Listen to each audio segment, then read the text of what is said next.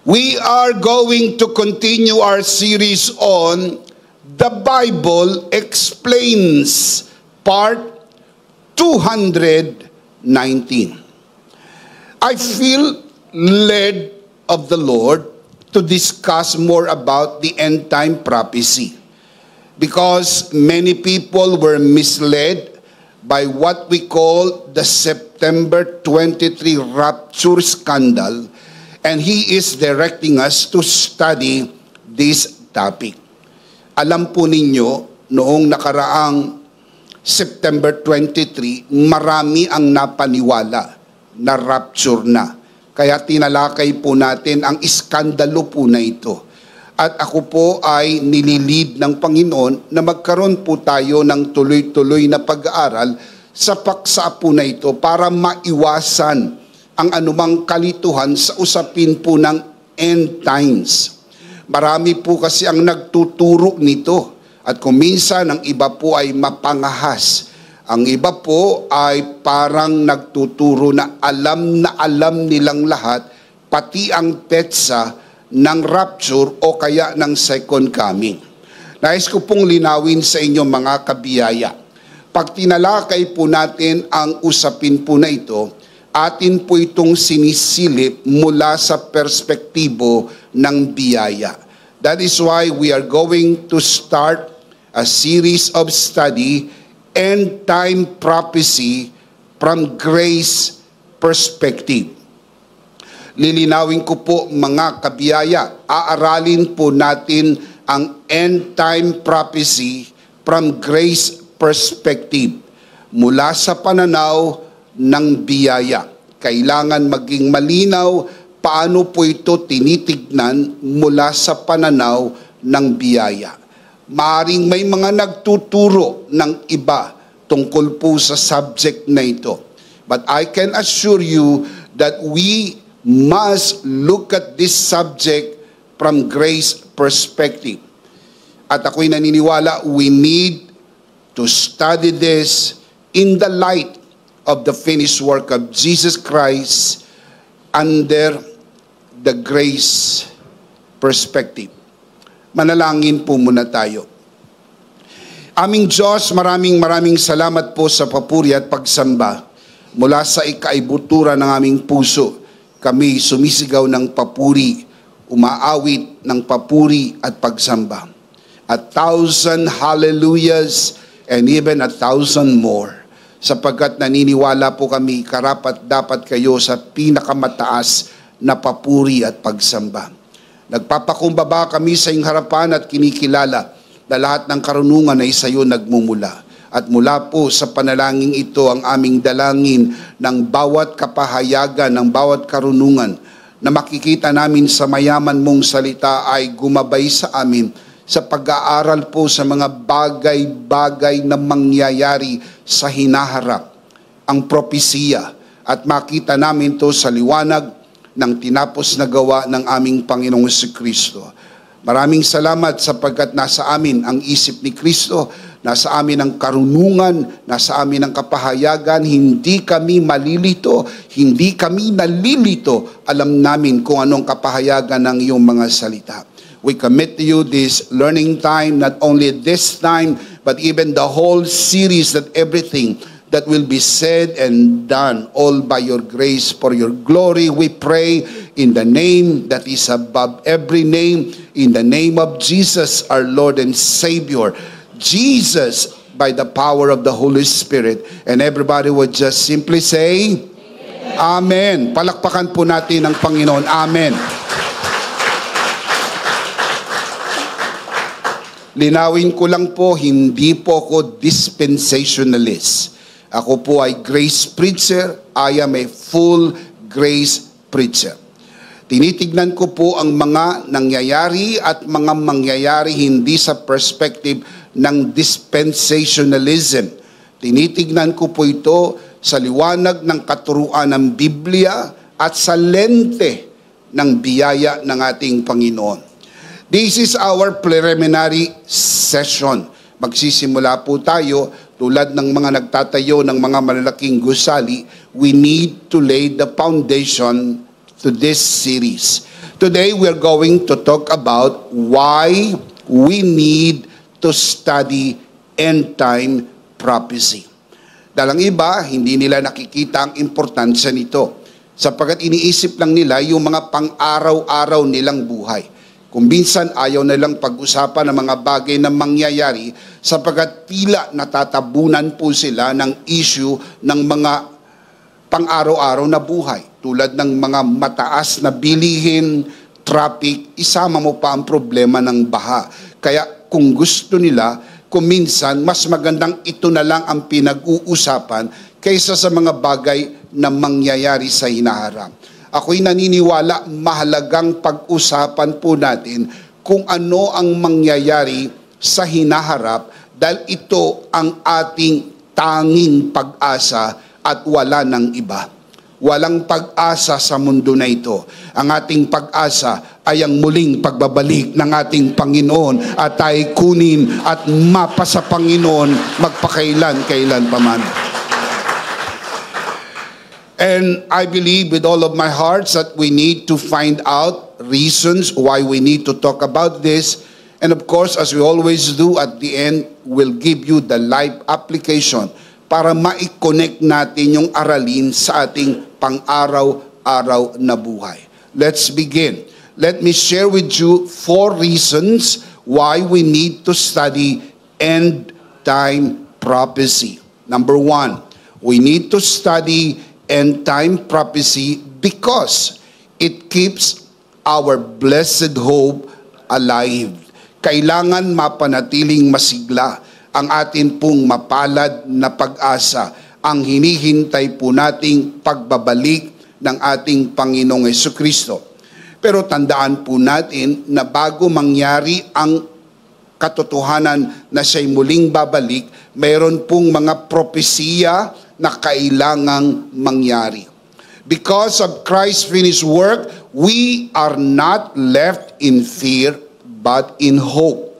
The Apostle Paul calls it the blessed hope, the glorious appearing of our great God and Savior, Jesus Christ. Titus chapter 2, verse 13. Prophecy reminds us that history is not random, but moving toward its ultimate goal. And what is that? The triumph of the cross, culminating in the reign of Christ as King of Kings and Lord of Lords. Kaya ito pong subject na end-time prophecy is very important. I am telling you, this is extremely important. Why I say so?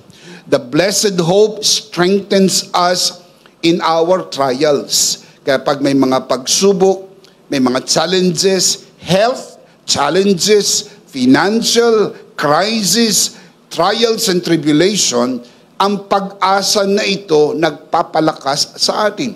Romans chapter 8, verse 18, the Apostle Paul writes, "For I consider that the sufferings of this present time are not worthy to be compared with the glory which shall be revealed in us." Referring to the second coming of the Lord Jesus. Kay mga pinagdadaanan po natin, ang mga bayarin, ang mga usapin, ang mga issues, ang mga pagsubok ng kalusugan, pang mag-asawa, pang pamilya, at anumang mga hamon ng buhay, sabi na Apostol Pablo, walang-wala ang mga ito kung ikukumpara sa dakilang pangako ng muling pagbabalik ng ating Panginoon, ang ating mapalad na pag-asa. Can you shout amen? Hindi po inilihim ng Panginoon sa atin ang katotohanan na habang nasa mundo na ito, meron po tayong mga pagdadaanan. John 16:33, the Lord Jesus said, "I have told you these things so that in me you may have peace. In this world you will have trouble, but take heart, I have overcome the world. Ang katunayan na dinaig ng Panginoon ang kasalanan, ang kaaway at ang kamunduhan ay nagpapalakas sa atin ng loob at nagbibigay ng kapayapaan harapin ang anumang mga pagsubok ng buhay sapagkat alam natin ng mga ito'y pansamantala lamang. Isang araw, tutunog ang trumpeta ng Panginoon at tayo'y kukunin at mapapasa Panginoon magpakailan-kailan paman. Shout! Amen! Palakpakan! May kasamang hiyawan! Praise God! Our blessed hope! Our blessed hope! The glorious appearing of our great and Savior, the Lord Jesus Christ. 2 Timothy chapter 3 verse 12, the Apostle Paul writes, in fact, everyone who wants to live a godly life in Christ Jesus will be what? Persecuted.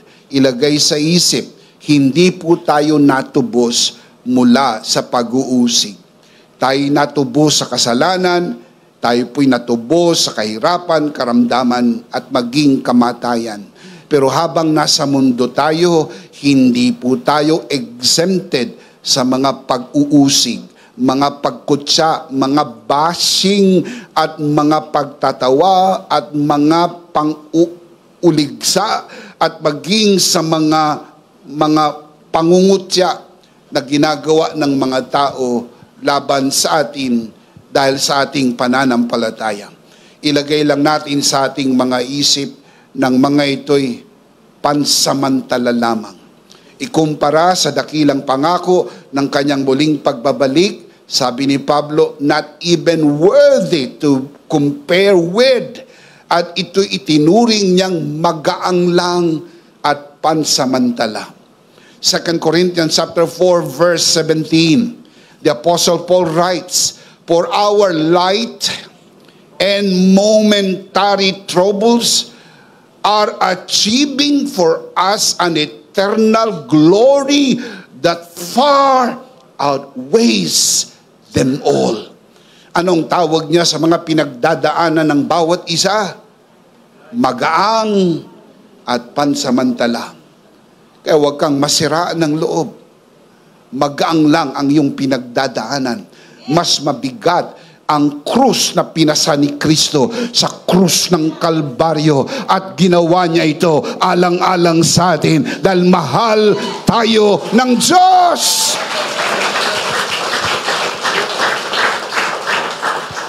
In fact, kung maintindihan lang natin ang sakripisyong ginawa ni Kristo, hindi tayo magrereklamo sa buhay na ito. Hindi ko sinasabing wala tayong pinagdadaanan, mayroon. Marahil ang iba sa inyong nanonood sa broadcast na ito, merong malubhang karamdaman.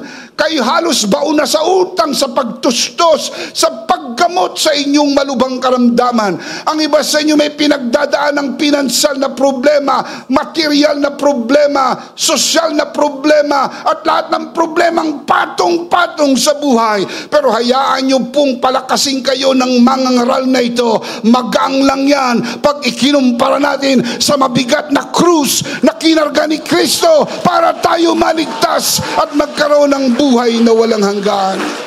Shout amen. Palakpak para sa Lord. Thank you, Jesus. Shout praise the Lord. Shout hallelujah. Malakas na palakpakan. Praise God. Praise God. Ang tunay na pagsamba ay hindi ang programang inihanda po natin. Hindi ang mga tugtugan, hindi ang kantahan. Ang mga ito'y mahalaga. Please don't get me wrong. Pero hindi po ito ang sentro ng pagsamba. Ang sentro ng pagsamba ay ang kordero ng Diyos. Ang sentro ng pagsamba ay ang krus. Ang sentro ng pagsamba ay ang ginawa ni Kristo sa krus ng Kalbaryo. Hindi ang akto ng ating pagpasok, kundi sa pintong binuksan, sa daang binuksan, bubuksan para makapasok tayo, makataas tayo ng ating kamay, makaawit tayo at makapagpuri tayo dahil sa tinapos na gawa ni Kristo magpakailan-kailan pa man. Shout, praise the Lord! Ilagay sa isip anumang pinagdadaanan ng bawat isa, magaang at pansamantala. Look at the verse again. 2 Corinthians 4:17, for our light and momentary troubles are achieving for us an eternal glory that far outweighs them all. Pagpatung-patungin nyo at pagsamasamahin nyo na lahat ng problema ng mundo, hindi po yan tatablaman lang sa bigat ng krus na dinala ni Kristo para sa atin. Kaya karapat dapat purihin ang Panginoon magpakailan-kailan pa man. He is worthy to be praised forevermore. Hallelujah! 1,000 more! Hallelujah! Forever and forever. Praise God. Isang beses pa, palakpakan natin ang Panginoon. Praise God. Praise God.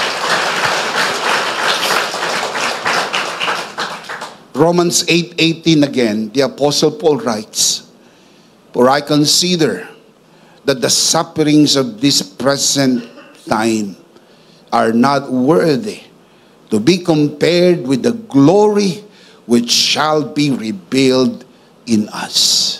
Alam niyo po ba kung ano mga pag-aaralan natin sa series na ito? Hanggang sa dulo. We are going to look at the new heaven and the new earth. We're going to talk about the rapture of the church. What will happen after the rapture? We're going to talk about the glorious second coming of the Lord Jesus. What will happen when Jesus returns?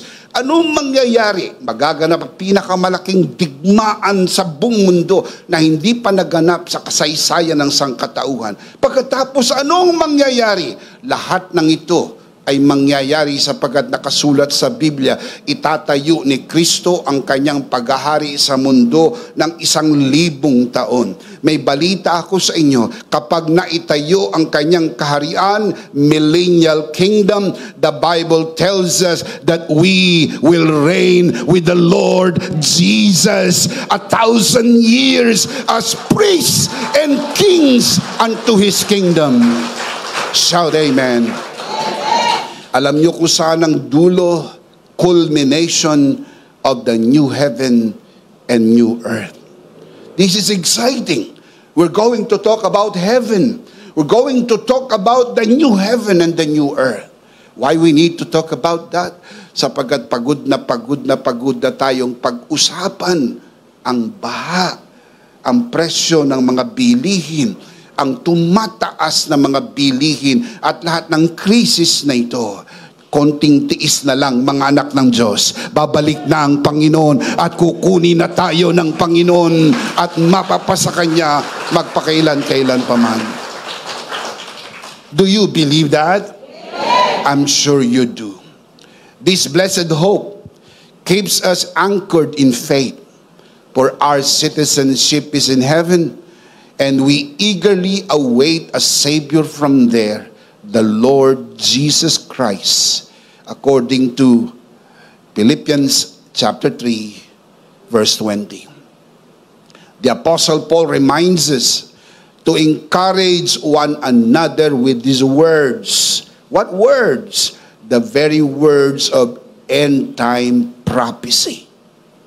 Ang context po ng 1 Thessalonians 4:18 ay 1 Thessalonians chapter 4 verse 16 and 17. All about the rapture. Nung masabi niyo na yung tungkol sa rapture, ang sabi ni Paul, encourage one another with these words. In other words, yung pong pinag-uusapan nating rapture, second coming, prophecy, sabi ni Paul, nakaka-encourage sapagkat if you're about to give up, parang gusto mo nang mag-throw in ang towel, parang gusto mo nang sumuko dahil sa mga problema ng buhay. Huwag sumuko, may mapalad na pag-asa ang muling pagbabalik ng ating Panginoon. Shout amen! Number one reason why we need to study end-time prophecy, I believe, because it keeps our blessed hope alive. Number two, because it inspires us to live godly. Kapag napag-uusapan po ang end-time prophecy, nagiging madasali ng tao, nagiging panalanginin, palaaral, at medyo nababawasan ang mga pag-absent sapagkat medyo nakakanti ang kanilang spirituality at nagkakaroon sila ng awareness to live a godly life. Tandaan niyo po, tayo naging banal sa harapan ng Diyos dahil sa tinapos na gawa ni Kristo, hindi sa ating gawa. Pero matapos tayong gawing banal sa loob ang ating spirito, magsisimula pong ipamuhay at ipakita sa mundong ginagalawan ang kabanalan na mayroon tayo from the inside out. Titus chapter 2 verse 11 to 13. Look at the scripture. The Apostle Paul writes, "For the grace of God that brings salvation has appeared to all men."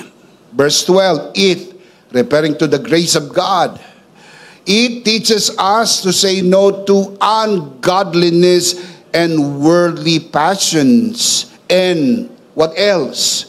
To live self-controlled, upright, and what kind of lives? Godly lives. Tell me where? In this present age. It did not stop there. Look at verse 13. While we wait for the blessed hope, the glorious appearing of our great God and Savior, Jesus Christ. Habang hinihintay natin ang kanyang mapalad na pagbabalik, at kapag napag-aaralan natin ang mga propesiya, nagaganyak tayong mamuhay ng may kabanalan. End-time prophecy reminds us of Christ's return and calls us to live a godly life. 1 John chapter 3 verse 2 and 3. The Apostle John writes, "Dear friends, now we are children of God, and what we will be has not yet been made known, but we know." This is what we know. We know that when He appears, referring to the second coming, when He appears, we shall be like Him, for we shall see Him as He is. Now listen, let me explain. The moment you got born again, your born again spirit is already like Jesus. 1 John 4:17. Your born again spirit is like God in true righteousness and holiness. The Bible tells us. Ang ating mga kaluluwa ay patuloy na binabago. Ang ating espiritu'y binago na, perpekto na, wala nang kapintasan. Ang ating mga kaluluwa, isip, damdamin at kalooban ay patuloy na binabago. 2 Corinthians 3:18, we are being transformed, renewing of the mind, changing of the emotion, and changing of the action. Gradually, dahan-dahan. And soon and very soon, when we see Jesus face to face, our body will be transformed like His glorious body. Philippians chapter 3 verse 20. In other words, 1/3 of us, our born-again spirit is already like God in true righteousness and holiness. Another 1/3 is in process. And the last 1/3 of our being, which is our body, will soon be like Jesus instantly. Biglang magbabago. Kapag namatay na, babuhayin muli sa kanyang pagbabalik. Pero pag inabutang buhay, babaguhin sa isang kisap mata ang katawang may kamatayan, papalitan ng katawang wala ng kamatayan. Kailan mangyayari ito? When Jesus returns. Now look at the verse again. Dear friends, now we are children of God. What are we right now? Children of God. That is why we always confess, I am a child of God. Come on, let's say that together. I am a child of God. And that is a very, very important confession. And what we will be, referring to the future, has not yet been made known. Meaning not yet been revealed. But we know that when He appears, we shall be what? Like Him, for we shall see Him face to face. We will see Him as He is. Look at verse 3. Everyone who has this hope. What hope? The hope of His coming. The hope that one day we will see Him face to face. When we see Him, we shall be like Him. This hope, the Apostle John said, everyone who has this hope purifies himself just as he is pure. Knowing that the day of the Lord will come, the Apostle Peter exhorts us what kind of people ought us to be. Paano tayo ngayon na hinihintay natin ang kanyang mapalad na pagbabalik? 2 Peter chapter 3 verse 11 to 12. Letter A. Since everything will be destroyed in this way, what kind of people ought you to be? Referring to us, believers. You ought to live holy and godly lives as you look forward to the day of God and speed its coming. So anong dapat refleksyon ng mga anak ng Diyos kapag meron tayong awareness of the second coming, awareness of the end time prophecy? Nagiging banal ang pamumuhay. Dahil nagkakaroon ka ng awareness of the second coming, you live godly, you live holy right here, right now. Grace transforms end time prophecy from fear into fuel for godliness. We live holy, not to earn His return, but because of the assurance we have in His second coming. Hindi ho tayo nagbabanal-banalan para makasama sa Kanyang muling pagbabalik. Mali. Ang kasiguruhan ng ating pagsama sa Kanyang muling pagbabalik ay hindi nakasalalay sa ating sariling kabanalan o sariling gawa. Ito'y regalo ng tinapos na gawa ni Kristo sa krus ng Kalbaryo para sa atin. At yamang tayo po'y tinubos na ng tinapos na gawa ni Kristo, nagsisimula tayong mamuhay ng may kabanalan, hindi para mapremyuhan ang pagsama sa rapture, hindi para mapremyuhan ang pagsama sa second coming, kung hindi ang mga ito ay regalo ng Kanyang katubusang ipinagkaloob sa atin. Nauunawaan po ba natin ito, mga kabiyaya? It's very important. That is how we look at biblical prophecy or end-time prophecy from grace perspective. Number 2, we study end-time prophecy because it inspires us to live godly. Number 3, we study end-time prophecy because it equips us to discern false prophets. Kapag aral tayo sa end-time prophecy, hindi tayo madaya ng mga bulaang propeta. Napakarami pong napaniwala ng September 23 scandal. Hindi po marami ang kumibo laban dito. Pero hindi lingid sa inyong kalaman, nagtalaga tayo ng mga broadcast bago mangyari ang September 23 at binalaan ko po ang community ng Full Grace at lahat ng pwedeng abutin ng ating broadcast, ito po ay mali. Date setting is wrong. Sinabi ko na po yan sa inyo. Hindi po ako nagkibit balikat. Kahit alam kong pupunahin ito ng ilang mga taong panatiko sa paniniwalang ito na ang rapture. Kinagat ko po yun at ipinaglaban kahit alam ko na mayroon pong magsasalita ng hindi pabor at laban sa akin. I took the position kasi ako po'y naniniwala walang nakakaalam ng araw at oras. Sinabi ko na po sa inyo yan. Kapag may nagdikta ng araw, bulaan. Nakikinig po ba kayo mga kabiyaya? Amen. Kapag may nagsabi ng petsa, red flag, that is false prophecy, false prophet.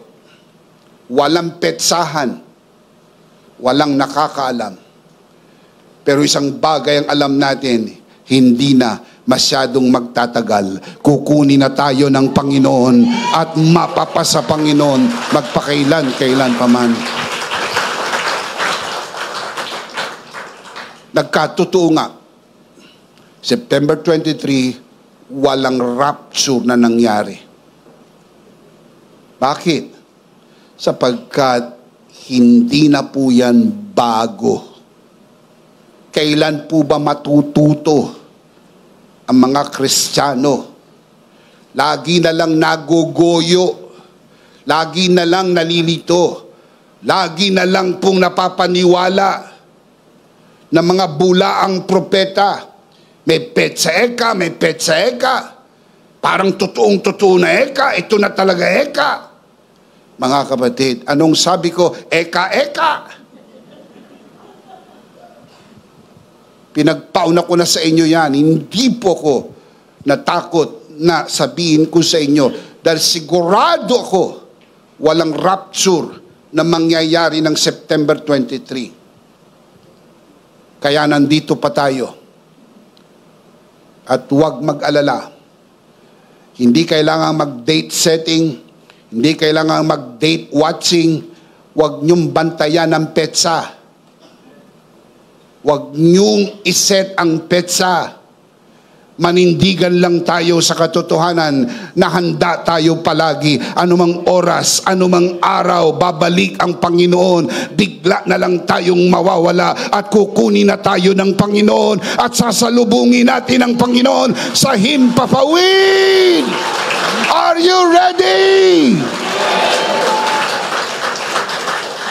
Anong palagi nating sinasabi? In Christ, I am always ready for His return. Kapag handa ka, hindi ka abala sa date setting and date watching. Ang mga nagbibigay lang ng pansin po dyan, yung hindi nakahanda. Kasi natatakot sila na baka mangyari hindi sila nakahanda. Nakahanda tayo. Huwag mag-alala. Yun pong mga tunay na anak ng Diyos, walang iiwan kahit isa. Hinihintay lang po nating makompleto ang bilang ng mga hentil. Talagang may maiiwan. Kasi para lang itong special trip para po sa mga kasama sa katawan ni Kristo. Kaya pag ikaw ay Kristiyano at nasa katawan ka ni Kristo, huwag kang mag-alala. Kukunin tayo ng Panginoon at mapapasa Panginoon magpakailan pa man. Shout amen. This is what we call our blessed hope. Matthew chapter 24 verse 4 and 5. Jesus answered, "Watch out that no one deceives you." Why? Look at verse 5. For many will come in my name, claiming, I am the Christ, and will deceive many. Many will come, and many will be deceived. Kaya kailangan pong inaaral talaga ito.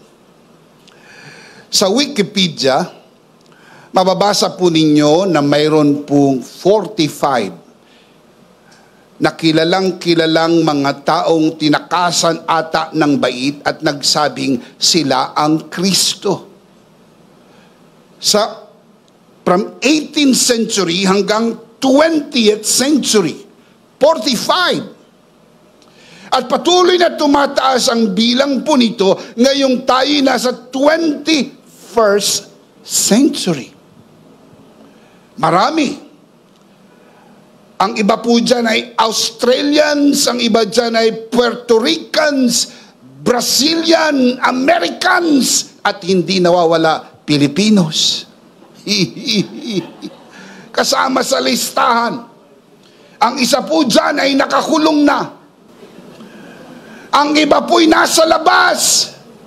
At patuloy na ng gogoyo, patuloy na nanlilinlang ng mga tao na di umano sila ang Kristo, sila ang Kristo, sila ang Kristo. Tawag po ng Biblia, bulaang Kristo. Maraming Kristo, pero Kristo-Kristohan. Meron ding Kristo sa sabungan. Sabi ni Jesus, pinauna ko na sa inyo, sa huling mga araw, dadami po yan. Dumadami na. Anong ibig sabihin? Tayo nasa huling mga araw. Palatandaan po yan. Kaya kapag kami nagsabi sa Facebook na siya ang Kristo, malapit na talaga. Kapag dumadami na sila, malapit na talaga.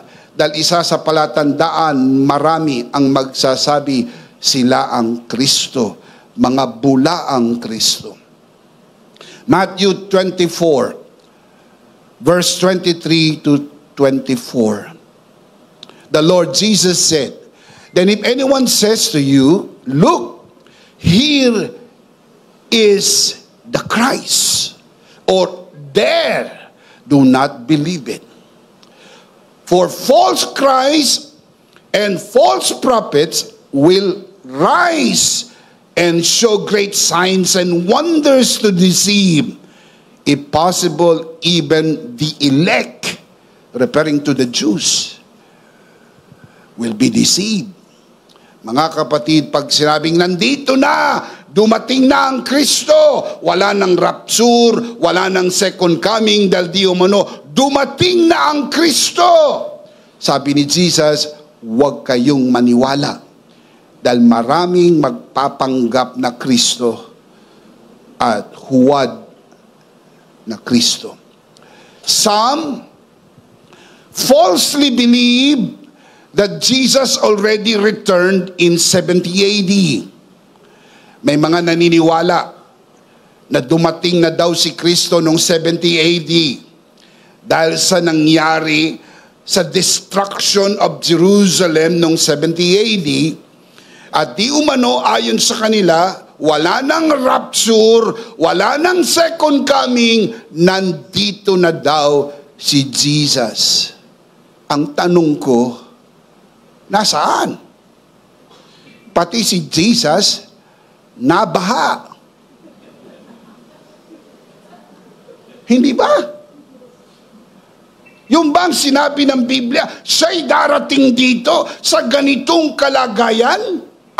Mga kapatid, they do not understand biblical prophecy.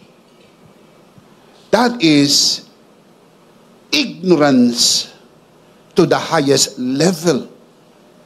Hindi pa po siya bumabalik. At kung meron man silang pinaniniwalaang bumalik noong 70 AD, ang sabi ni Jesus, ang mga ito'y bulaang Kristo. At ang pag-aaral po sa end time prophecy will help you and equip you to determine false prophecy and false prophets. 1 1 Timothy chapter 4 verse 11. The Apostle Paul gave us this warning. Now the Spirit expressly says that in the latter times some will depart from the faith, giving heed to deceiving spirits and doctrines of demons. Ang mga bulaang mangangaral, mga bulaang mga turo, marami yan sa huling mga panahon. By studying end-time prophecy from a grace perspective, we see how false prophets deny, twist, and distort Scripture in order to deceive. Now listen, let me explain. Ang unang hakbang para dayain ang mga tao ay ipawalang bisa ang otoridad ng salita ng Diyos. Kaya ho ina-undermine nila yun pong authority of the Scripture, so they become the authority. Kasi kung undermine mo ang authority ng Scripture, kahit anong sasabihin mo, yun na ang authority. Step po yan ng doctrine of demons. Natatandaan nyo po ba? Noong pandemic, during pandemic, nag-trend po ito sa social media. Yun pong pahayag ng isang pastor na ang sabi niya, dan-daran-dan-dan, the Bible is not the Word of God.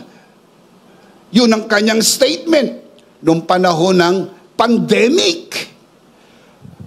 Kumalat po yan, nag-trending, at umani ng katakot-takot na pagpuna at katakot-takot na pagtuligsa sa pahayag, the Bible is not the Word of God.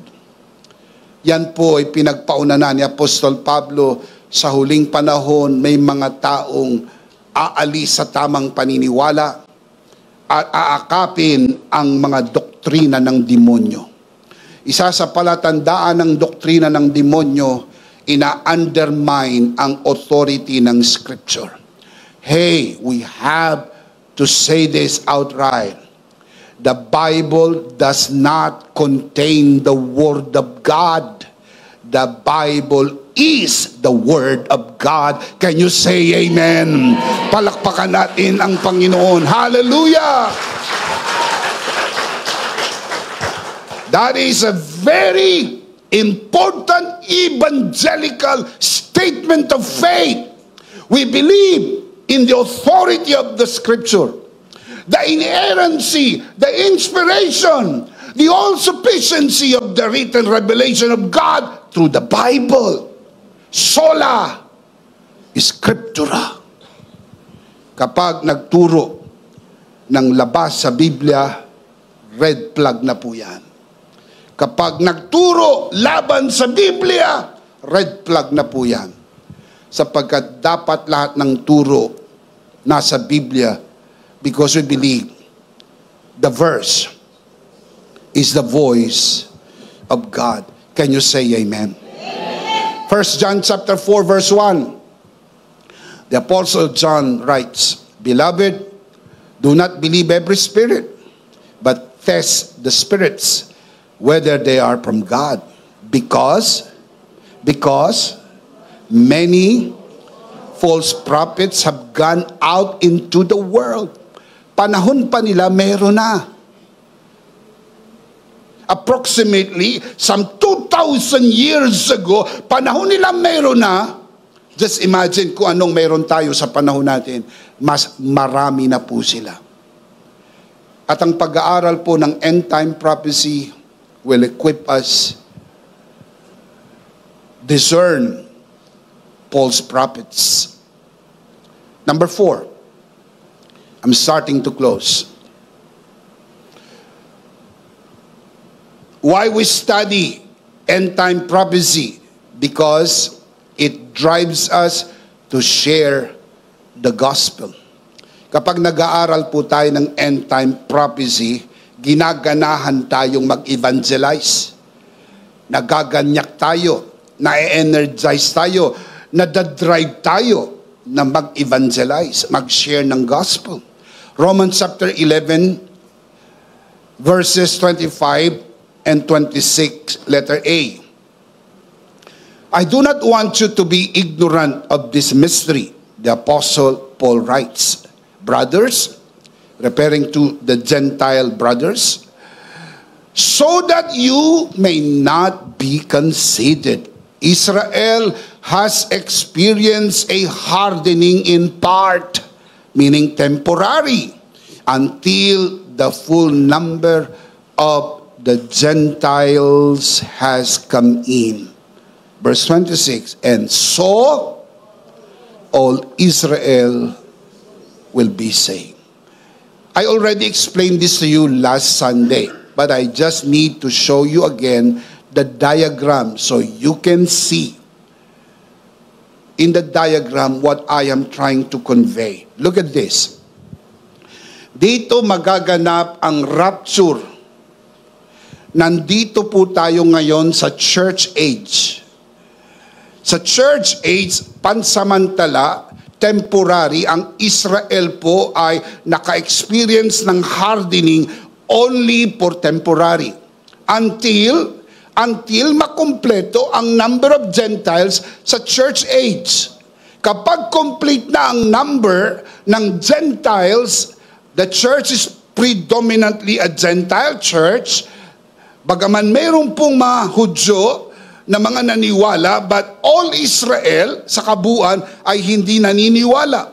Pero may mga mangilan-ngilan na mga naniwala. Pag nakumpleto na ang bilang ng mga hintil, ang Israel ay maliligtas. Sabi po sa Bible, kailan po ba maliligtas ang Israel? Dito po sa dulo ng 7 years, which is the Battle of Armageddon, ililigtas ang Israel sa kamay ng Antikristo, and after that, the Day of Atonement, which is the salvation of Israel. Pero bago mangyari po ang mga yan, magaganap po ang rapture of the church. Kaya pag nakompleto na ang bilang ng hintil, rapture will take place, papasok ang mundo sa 7 years Great Tribulation. Ang tawag po ni Daniel po dyan ay the 70th week of Jacob. Kaya dun sa dulo, maliligtas ang Israel. Mga kapatid, kailangan maging napakalinaw po sa atin nito. Tayo po ay nasa panahon ng church age. Anytime ang rapture ay pwedeng mag-take place. Bakit? Dahil ang hinihintay lang natin makumpleto ang bilang ng mga hintil. At kung inaaral po natin ang end-time prophecy, nadadrive tayo na mag-evangelize. At kapag kaho nag-i-evangelize ang church, the possibility mabilis inaabot ang buong mundo ng gospel. At kapag nakumpleto na ang bilang at nakapasok na ang huling hentil, tutunog na ang trompeta at mapapasa Panginoon na tayo magpakailan-kailan paman. Amen.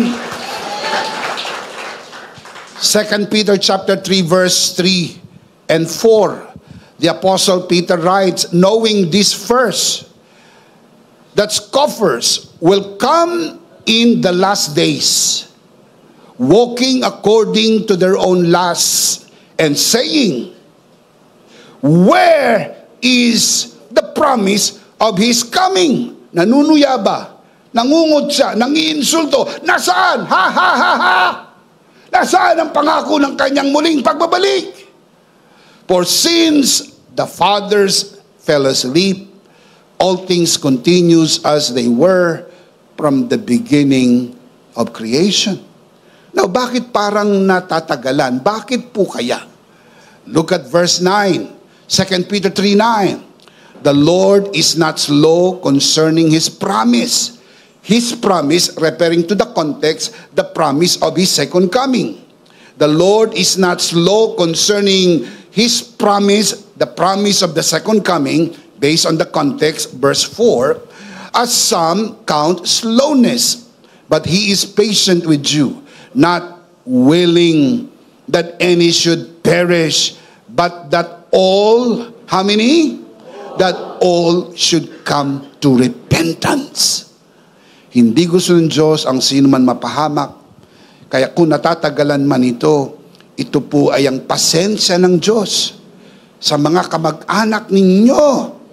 Pasensya ng Diyos sa mga kaibigan ninyo na marinig nilang mabuting balita at matagpuan nila ang biyaya at habag ng Diyos. Can you say amen? End time prophecy reminds us that every delay is grace. God's heart for souls. Through Christ's finished work, we know our mission is not in vain.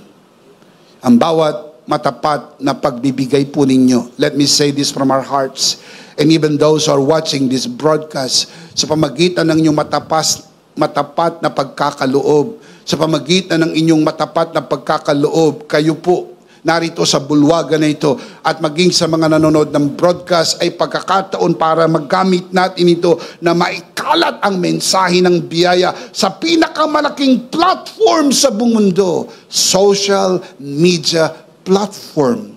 And not to mention to the many places that we can go and bring the most beautiful message, the message of full grace. Can you say amen? 1 Corinthians 15:58. Therefore, my dear brothers, stand firm. Let nothing move you.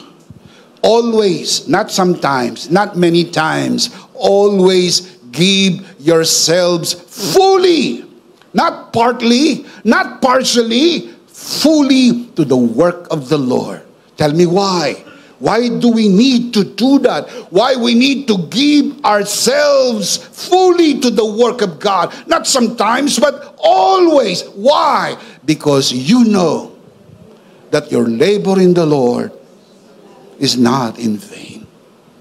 From the bottom of our hearts, we want to say thank you for serving the Lord with us. Maraming salamat sa lahat ng manggagawa. Full-time, part-time, volunteers. Thank you so much for working with us. Supporters, givers, and those who pray for us and pray with us that we can together expand this platform to the ends of the earth so we can share the most beautiful message of full grace. Thank you so much. Maraming salamat sa ating sama-samang paglilingkod. Hayaan niyo pong palakasin ko ang inyong loob. Hindi nawawala ng kabuluhan ang lahat ng ating paglilingkod sa ating Panginoon. Ito'y gagantimpalaan ng ating Panginoon. Thank you! Thank you! From the bottom of our hearts, thank you. Thank you so very much for serving the Lord with us. Can you say amen?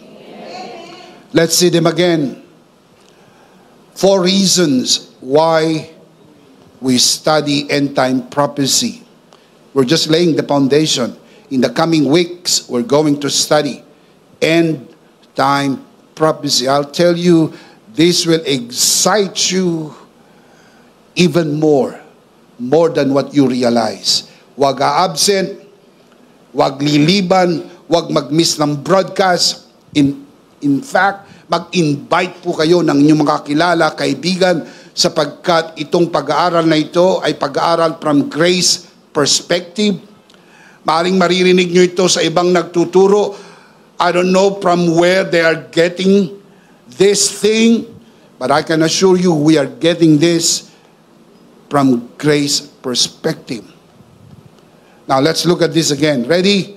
1, 2, 3, 4, 4 na reason why we study end-time prophecy. Malakas, sabay-sabay. Basahin po natin. Ready? Number 1. Number 2. Number 3. Number 4. Are you convinced? Kailangan po ba talagang pag-aralan ng end-time prophecy? it's about time to roll your sleeves sapagkat sa mga susunod na linggo, aaralin po natin. Listen, wala tayong palalampasin na bahagi ng end time prophecy. We will talk about the details, we'll talk about everything mentioned from where we are to the new heavens and new earth. All from grace perspective. Now, let me close by giving you the life application.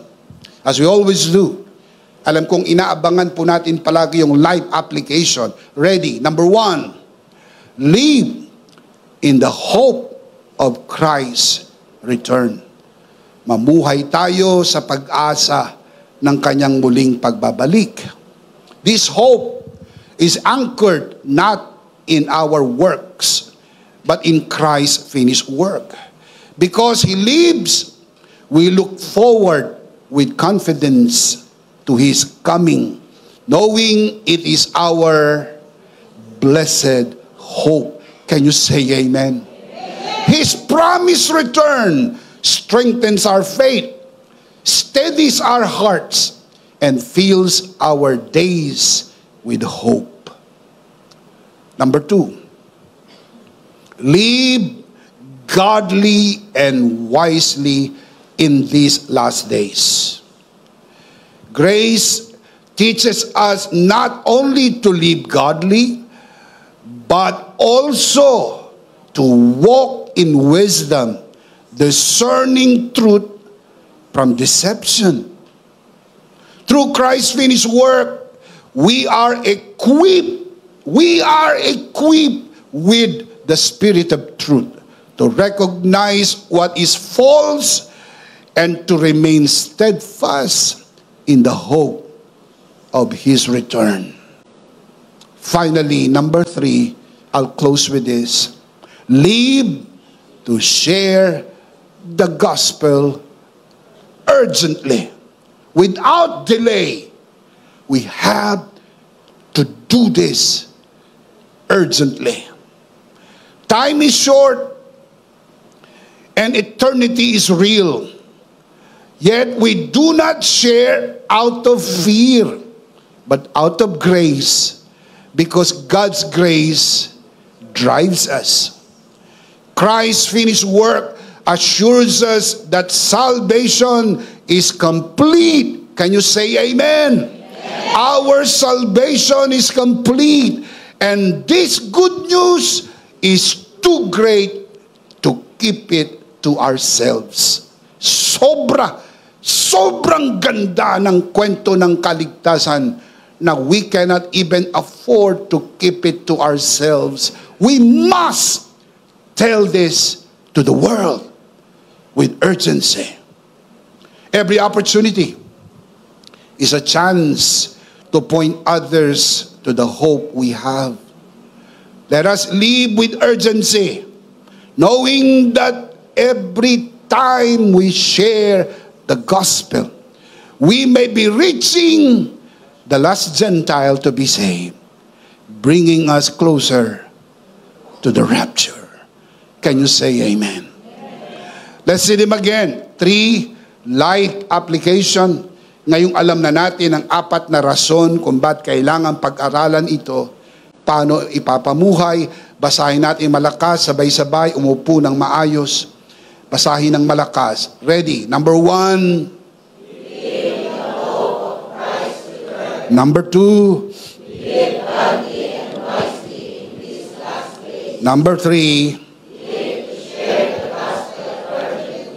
Always remember, now that you know the 4 reasons why we need to study end time prophecy, live in the hope of Christ's return, live godly and wisely in these last days, live to share the gospel urgently. And the big idea is, in Christ, I am always ready for His return. Are you in Christ? You are always ready for His return. Can you say amen? Amen? Of course, we do not want to end this broadcast without giving you the opportunity to receive Jesus today and be saved, and also be ready for the great return of the Lord Jesus. Kung nais mong tanggapin ang Panginoong Jesus sa iyong puso bilang Panginoon at sarili mong tagapagligtas, manalangin tayo ng pagtanggap. Hinihiling ko sa lahat ng narito sa loob ng bulwagan na ito, samahan natin ang mga nanonood sa broadcast na ito, and I am asking you to join them. Taas natin ang ating dalawang kamay, lahat ng narito sa bulwagan na ito. Sumunod tayo sa panalangin ng pagtanggap, lalo na sa mga nanonood sa broadcast na ito. Manalangin po tayo. Panginoong Jesus, ako po'y makasalanan. Hindi ko po kayang iligtas ang aking sarili. Ako'y mapapahamak ng hiwalay sa iyo. Narinig ko po ang mabuting balita. Ako po'y naniniwala. Tinatanggap kita sa aking puso bilang aking Panginoon at aking tagapagligtas. Salamat po. Pinatawad mo na ang aking mga kasalanan. Isinulat mo na ang aking pangalan sa aklat ng buhay. Sa pangalan ng Panginoong Hesus. Amen. Ako na lang po ang mananalangin, Ama, sa oras na ito. Itinataas ko po sa harapan ng sino man sumunod sa panalangin ng pagtanggap sa unang pagkakataon sa loob man ng bulwagan na ito, lalo na sa mga nanonood sa broadcast na ito. Pinagkakatiwala po namin sila sa iyong kagandahang loob. Sila'y lumago sa biyaya at sa bagong natagpuang pananampalataya sa pangalan ng Panginoong Jesus. Tayong lahat ay magsabi ng Amen. Palakpakan po natin ang Panginoon. Ihanda po natin ang ating mga sarili. Tayo po'y darako sa banal na komunyon. Kunin po natin ang ating communion elements and let's do this together.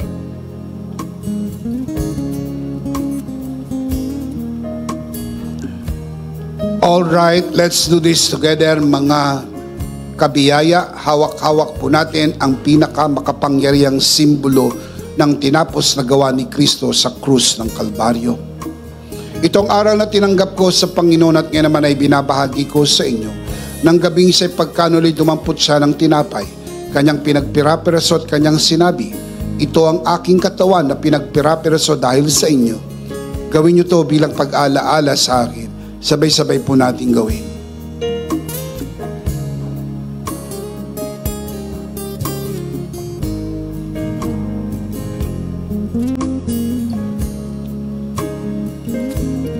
Gayun din naman matapos maghapunan ni kanyang hinawakan ng saro at kanyang sinabi, ito ang saro ng bagong tipan na pinagtibay ng aking dugo. Gawin niyo to bilang pag-alaala sa akin. Sabay-sabay po natin gawin.